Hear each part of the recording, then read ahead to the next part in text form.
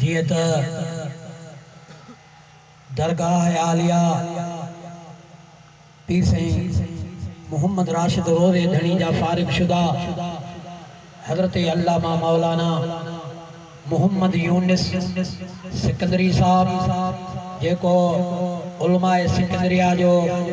मरकजी जमियत उलमाए सिकंदरिया जा सदर ऐं उन्हीअ खां अलावा हाफ़िज़ुल क़ुरान दीगर सभी दोस्त आयल सभी के अस्सलामु अलैकुम व रहमतुल्लाहि व बरकातुहू। महबूब की महफिल को महबूब सजाते हैं,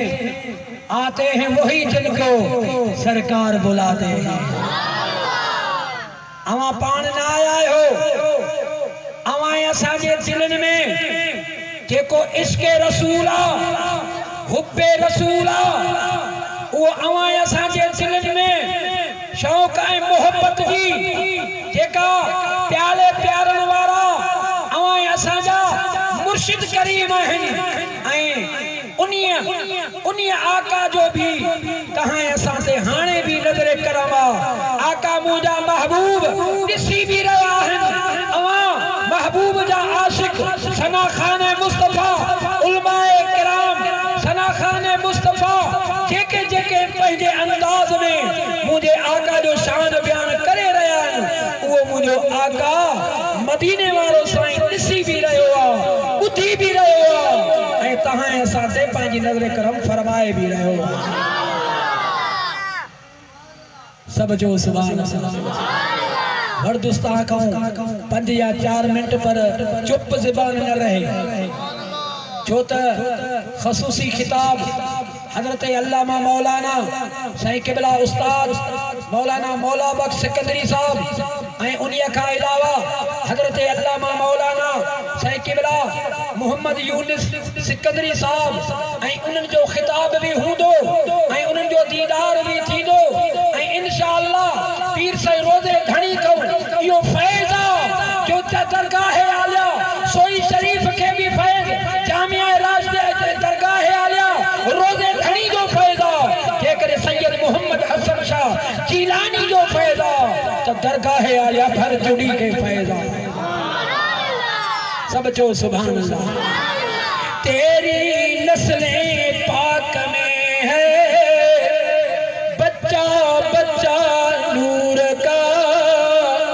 तू है ऐने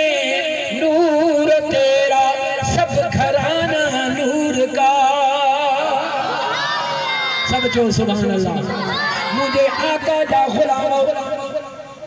इनी गोद वारो पस गिरदाई वारो पहाड़ कौम वारो सुप्या बिरादरी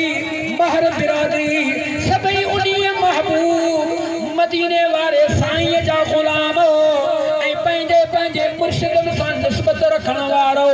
या अवां असांजी खुशनसीबी आहे जो निंड भी तमाम प्यारी आहे दुनिया जा कमकार भी प्यारा आहिनि पर जेकॾहिं अॼु अव्हां जो हिनी जाइ ते अचण थियो आहे त मदीने वारे साईं जी आमद जी खुशीअ में थियो आहे। सब चओ सुभान अल्लाह। सोबिया नाले अबू लहब जी नौकरानी आहे। अबू लहब दे डोरी दी अचे थी टुकंदी अची करे चवेसि ओ अबू लहब अज तुझे घर में अज तुखे फाटियो जमियो आहे। सब जो सुभान अल्लाह। निस्बत था फाटे जी बी का गाल कोन थी बुधाए तुझे घर में फाटियो जमियो आहे उन्हीअ जो मां तोखे खुशखबरी बुधाया तो जिए फाटे जी खुशखबरी बुधाई आहे। मुझे आका जा गुलाम अबू लहब जंहिंजो असांजे दीन सां को वास्तो न आहे असांजे क़ुरान सां को वास्तो न आहे असांजे इस्लाम सां कोई वास्तो न आहे मुझे आका ते कलमो भी न पढ़ियो आहे वो अबू लहब फाटे जी निस्बत सां हिन ॿिनि आंगुरनि सां ई इशारो ॾेई करे ओ सोबिया अॻ में तूं मुंहिंजी गुलाम हुई मुंहिंजी बानी हुई अॼु मां तोखे फाटे जी खुशखबरी ॿुधाइण में मां तोखे आज़ाद करे थो छॾां। सब चो सुभान अल्लाह। अज मां तोखे आजाद करे तो छदा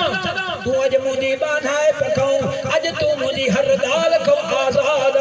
उहा मुझा मिठा मुझे महबूब जा गुलाम उहा नौकरानी आजाद थी वया अबू लहब दुनिया में फौत थी वियो मरी वयो उन्हीं के को ख्वाब में दिसी रहो पुछे तो ओ अबू लहब बुधाए त तोखे मरण का पोए तो सब केड़ो हिसाब किताब थी रहो केड़ो तो सब छा थी रहो जे तो मूसा में कुछ भी न जने सूमर दी रात जे